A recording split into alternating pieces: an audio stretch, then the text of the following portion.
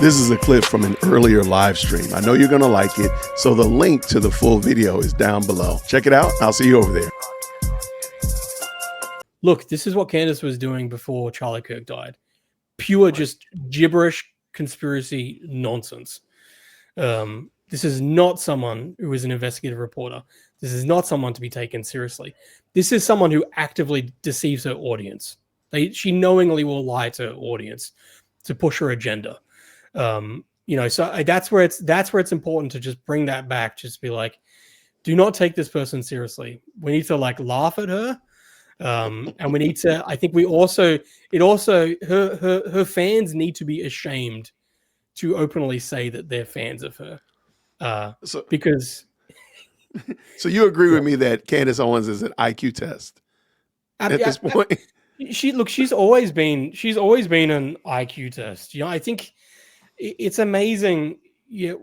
People forget, it's like a decade ago, she was still a lefty with a blog site that was writing about how Donald Trump had a mushroom-sized penis. Candace Owens was writing about how affairs are romantic. She was making fun of stay-at-home mums. She was writing about how you can get Adderall and other drugs without prescriptions. She started this doxing site, Social Autopsy, that I'm sure you've covered, which she encouraged the doxing of minors. All of this imploded.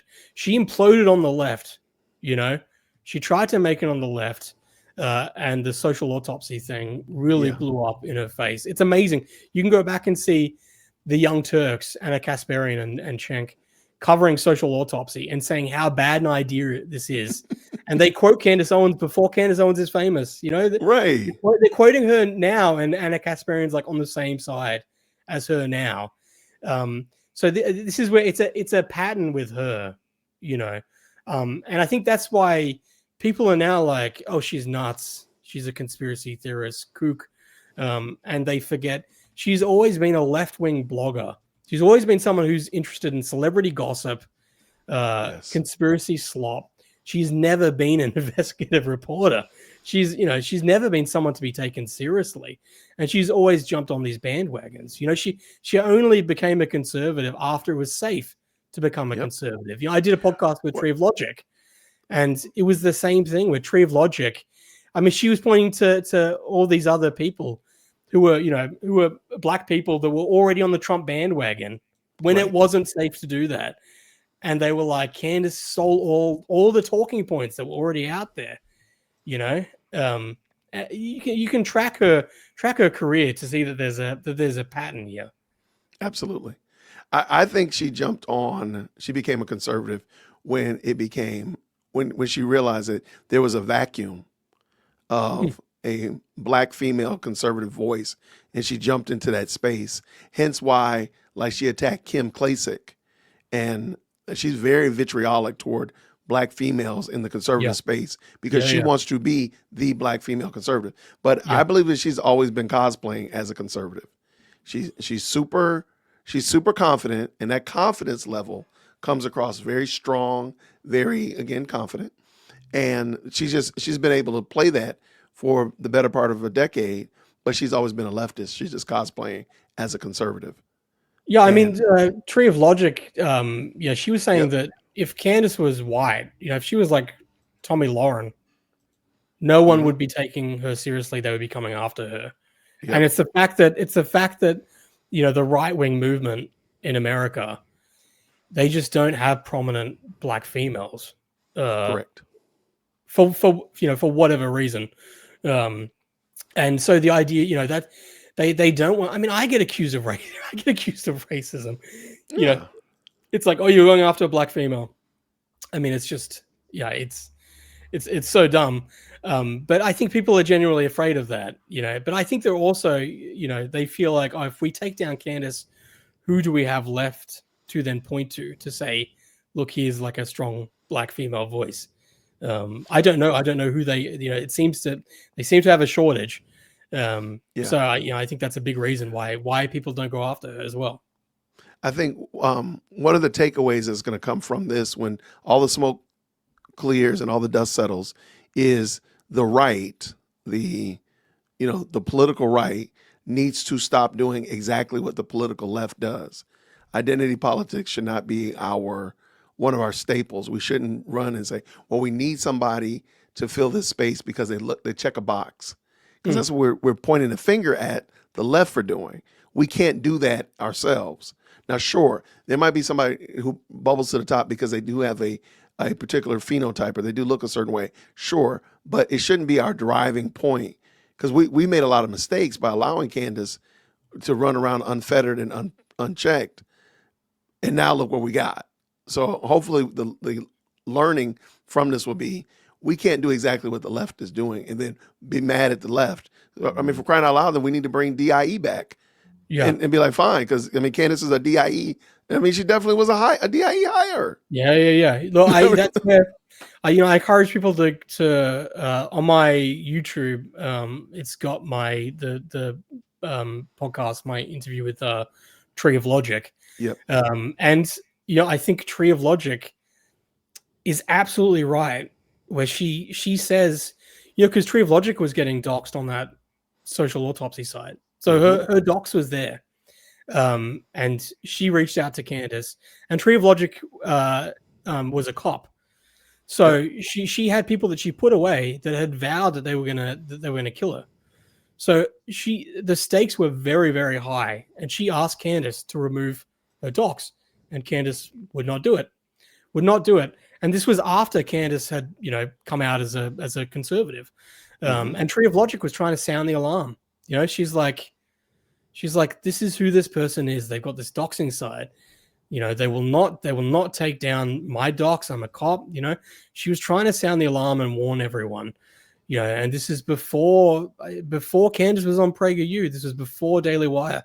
This is when Candace was going on InfoWars all the time. Yeah. Yep. And you can see it at that time. Alex Jones is really trying hard. He's openly stating that he wants her to have a show on InfoWars. And you can tell that Candace she's like, I've got all these offers, She's like, the world's my oyster right now. I'm really in demand. And so she went with PragerU and then built up to Daily Wire. And for a time there, people thought, oh, okay, this Candace Owens is like reputable. She seems to be a serious force that's going to be valuable to us. And Tree of Logic is like, I have no sympathy for any of you now that she's turned around and burn all your bridges. She was like, I tried to warn you back in 2017 and you would not listen. And now you're reaping what you sow. And now we're seeing this. We're seeing Candace come full circle where she's now appealing to the left, with this Charlie Kirk investigation thing.